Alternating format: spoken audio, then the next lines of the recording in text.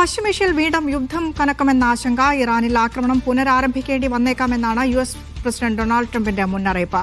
ഇസ്രയേലിലും ആക്രമണം തുടരുമെന്ന നിലപാടാണ്. ഇനിയും ആക്രമണമുണ്ടായാൽ ലോകം വലിയ പ്രതിസന്ധിയിലേക്കാണ് നീങ്ങാൻ പോകുന്നത്. ഏതായാലും ന്യൂസ് ഡെസ്കിൽ നിന്ന് BK സുഹൈൽ വിശദാംശങ്ങളുമായി ചേരുന്നുണ്ട്. സുഹൈൽ, യുദ്ധം വലിയ രീതിയിൽ തന്നെ ബാധിക്കാൻ തുടങ്ങിയിട്ടുണ്ട്. നമ്മളെ അടുക്കള വരെ ബാധിച്ചിട്ടുണ്ട്. ഇതാ ഇപ്പോൾ കേന്ദ്ര സർക്കാർ വില വർദ്ധിപ്പിച്ചിരിക്കുകയാണ് വാണിജ്യ സിലിണ്ടറിന്. വലിയ രീതിയിലുള്ള സൗഹൃദ രാജ്യങ്ങളാണല്ലോ ഇന്ത്യയും അമേരിക്കയും ഒക്കെ. എന്നിട്ട് പോലും ആ രീതിയിലൊന്നും ഇടപെടാനോ നമ്മുടെ കേന്ദ്ര സർക്കാരിന് കഴിയുന്നില്ല എന്നുള്ള കാര്യം അവിടെ നിൽക്കട്ടെ. പശ്ചിമേഷ്യയിലേക്ക് വന്നാൽ ഇറാനെതിരെ ഇസ്രായേലിനെതിരെ യുദ്ധം ആ രീതിയിൽ തന്നെ മുന്നോട്ട് കൊണ്ടുപോകുമെന്ന് തന്നെയാണോ ട്രംപിന്റെ മുന്നറിയിപ്പ്? ഏറ്റവും ഒടുവിൽ ട്രംപ് പറഞ്ഞു വെക്കുന്നത് എന്താണ്? ഇസ്രായേലും അതേപോലെ തന്നെ അമേരിക്കയും ഒരേ സമയം പറയുന്നു ഇറാനെതിരെ വീണ്ടും ആക്രമണം വേണം എന്ന്. കഴിഞ്ഞ ദിവസമാണ് ഇസ്രായേലിന്റെ പ്രതിരോധ മന്ത്രി ഇസ്രായേൽ കാറ്റ്സ് അത്തരമൊരു നിലപാട് സ്വീകരിക്കുന്നത്. ഇപ്പോൾ ഡൊണാൾഡ് ട്രംപ് പറയുന്നത് വളരെ പെട്ടെന്ന് ആക്രമണത്തിലേക്ക് ഞങ്ങൾ തിരിച്ചു പോകും, ഇല്ല എങ്കിൽ വേഗം കരാറിലേക്ക് വന്നോളൂ എന്നാണ്.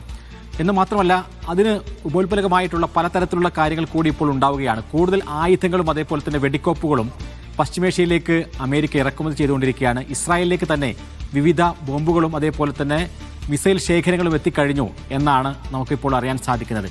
കഴിഞ്ഞ ദിവസം രാത്രി ഇറാന്റെ ആകാശത്ത് പലതരത്തിലുള്ള വ്യോമ പ്രതിരോധ സംവിധാനങ്ങൾ കൂടുതൽ കർക്കശമാക്കുന്ന നിലപാടിലേക്ക് ഇറാൻ പോയി. അവിടെ ചില ഡ്രോണുകളും ചില ആയുധങ്ങളും കണ്ടു എന്നതിൻ്റെ പശ്ചാത്തലത്തിലായിരുന്നു ഇറാൻ ഇത്തരമൊരു നിലപാടിലേക്ക് പോകുന്നത്. നമുക്കറിയാം, കഴിഞ്ഞ 2 ആഴ്ചയായി ഈ മേഖലയിൽ പൊതുവെ ഒരു സമാധാനപരമാണ്.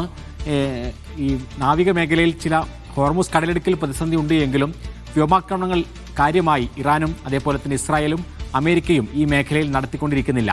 അതുകൊണ്ട് അതിൻ്റേതായുള്ള ഒരു ആശ്വാസത്തിലായിരുന്നു. പക്ഷേ വീണ്ടും സംഘർഷത്തിലേക്ക് പോകും എന്നുള്ള ഒരു സൂചനയാണ് ഡൊണാൾഡ് ട്രംപ് നൽകുന്നത്. യഥാർത്ഥത്തിൽ പല പ്രതിസന്ധികളുമുണ്ട്.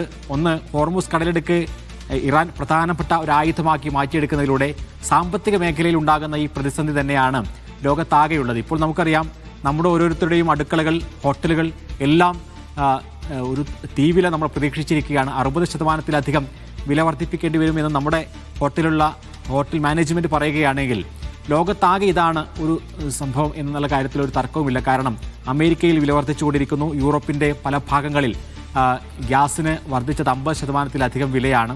ലോകത്താകെ നമുക്കറിയാം, ഹോർമുസ് കടലിടുക്ക് എന്ന് പറയുന്നത് ലോകത്തുള്ള ഈ പ്രത്യേകിച്ചും ഗ്യാസിൻ്റെ അടക്കമുള്ള 33% വരുന്ന ഗ്യാസ് വരുന്നത് ഈ മേഖലയിലൂടെയാണ്.